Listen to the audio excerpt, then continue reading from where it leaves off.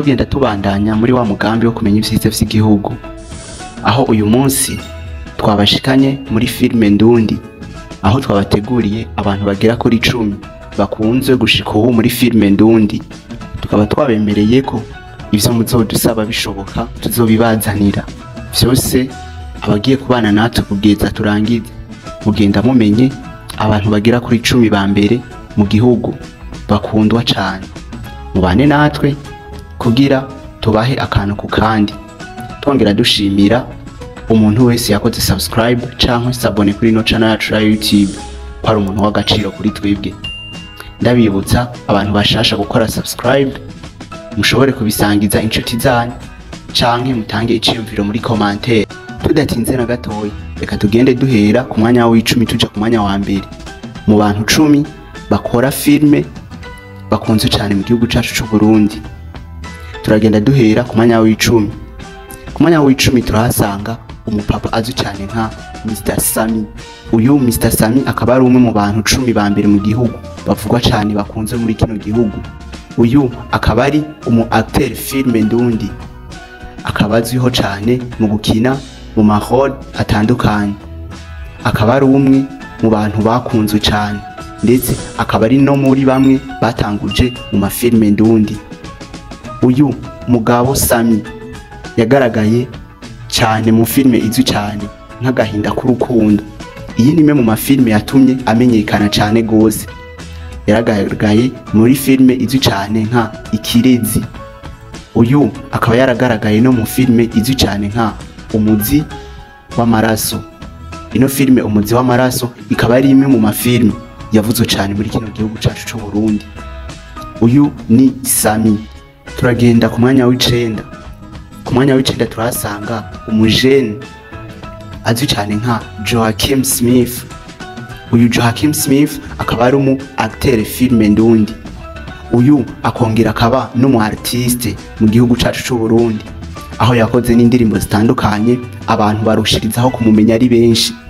Ariko amamuko y'uno muhungu haniniya azwi cyane muri filme, aho yagaragaye muri filme izwi cyane nka Amahitamo, agaragara no muri filme izwi cyane nka Ikigeragezo. Iyi filme Ikigeragezo akaba ari imwe mu mafilme yagiye amuhindurira ubuzima, yongera ituma agira abantu benshi bamukurikira.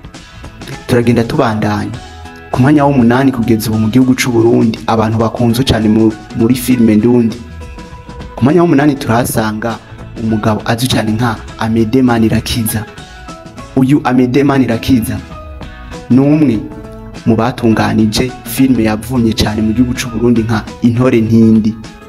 Ino filme Intore Ntindi akaba ari yo filme ya mbere mu gihugu cy'u Burundi imaze kurabwa n'abantu benshi cyane. Iyi filme ikaba yakunze mu bihugu nk'u Rwanda, Uganda, Tanzania, Kenya n'ibindi. Tutibagiwe ko mu gihugu cyacu cy'u Burundi ariyo filme ya mbere ikunzwe kurusha izindi zose. Ndabibutsa ko iyi yatunganijwe n'abahinyanyuzi batandukanye, ikaba iri ku rubuga rwa BMT. Ubwo rukaba ari urubuga rurongowe na Amede Manirakiza. Uyu akaba ari umwe mu bantu bazwi cyane gose mu gihugu cy'u Burundi muri filme Ndundi, aho mu kibanza c'indwi tuhasanga umurundikazi azwi cyane nka Mimi Mireille. Uyu Mimi Mireille akaba ari umwe mu bantu bakunzwe cyane gushika mu gihugu cy'u Burundi muri filme Ndundi. Uyu akaba ari umu actrice film, akaba yagaragaye mu mafilme menshi atandukanye yo mu Burundi. Turavuga nk'ifilme izwi cyane nka Impano.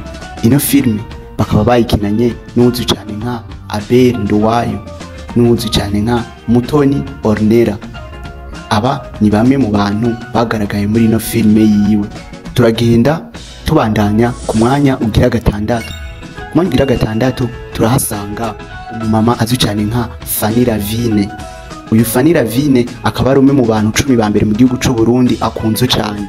Uyu Fanny Ravine akaba ari umu actrice filme, akaba ari umu artiste cinema, akaba aririmba indirimbo zijanye na cinema, akongera akaba n'umu influencer, aho muherutse kubona atwara ibihembo bitandukanye nka Irebe Influencer bitegurwa ni radio Irebe FM, aho yashoboye gutahukana agashimwe ko mu influencer wa mbere mu gihugu cy'u Burundi.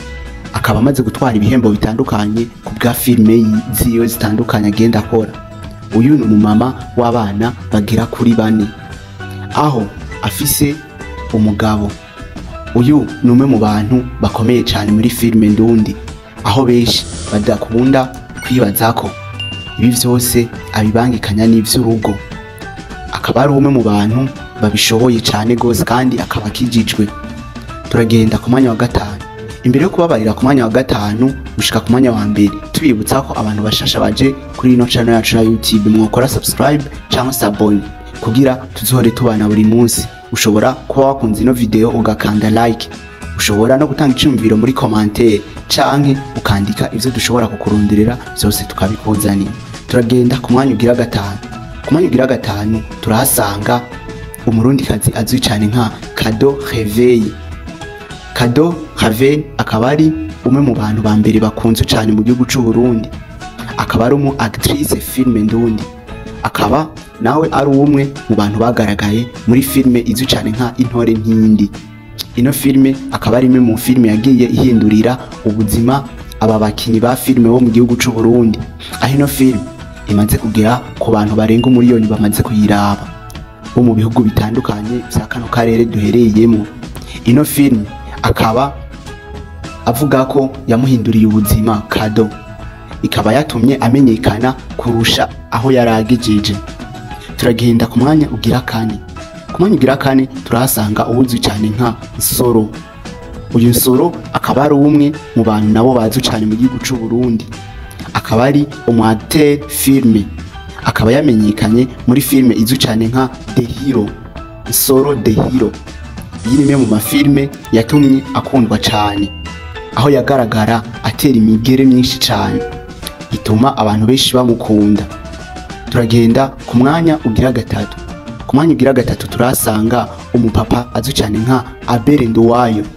Uyu Abel Nduwayo akaba ari umwe mu bantu bakunze cyane mu gihugu cy'u Burundi muri filime ndundi, aho benshi bakunze kumwita umwami wa filime mu gihugu cy'u Burundi, aho akora ibintu byinshi bitandukanye muri filime.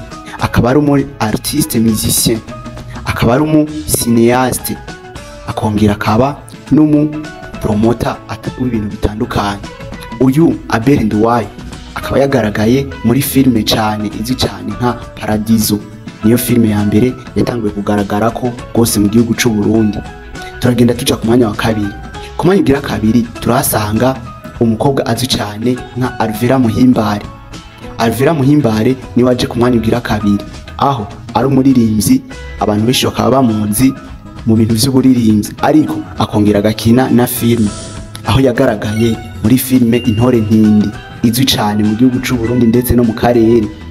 Uno mukobwa Alvera Muhimbare akaba ari umwe mu bantu bakunze cyane mu muziki ndundi, akongera agakundwa no muri filime, aho akina amahoro aba atunguranye, aho ushobora kwibaza ati ibi bintu byo kuri nukuri canke nububeshi, aho akina yigize umuntu aciriritse. Akaba ari umwe mu bantu akomeza gukwega imitima y'abantu bamukurikirana. Turagenda ku mwanya wa 2. Ku mwanya wa 2 mu gihugu cy'u Burundi akunze cyane ni umuntu azwi cyane nka Sabas Nkurunziza. Uyu niwe mwami wa filime mu Burundi, niyo muntu akunzwe n'abantu benshi kugeza muri kino gihe. Akaba ari umupapa yubatse, akaba yaragaragaye no mu ndirimbo zitandukanye z'umuririmbyikazi w'umutanzania azwi cyane nka Roza Muhando. Uyu ni umwe mu bantu bakunzwe cyane, akaba ari nawe umuririmbyi muri gospel, akongera akaba umukinyi wa filime. Akaba yagaragaye muri filime Intore Nkindi, bikaba biboneka ko yarazi nk'umupapa muri iyo filime. Yari umugabo wa Kado Reveil, akongera akaba n'umwe mu wateye inda Alvera Muhimbare. Ino filime ikaba yatumye amenyekana gose. Uyu niyo muntu wa mbere mu gihugu cy'u Burundi akunzwe cyane.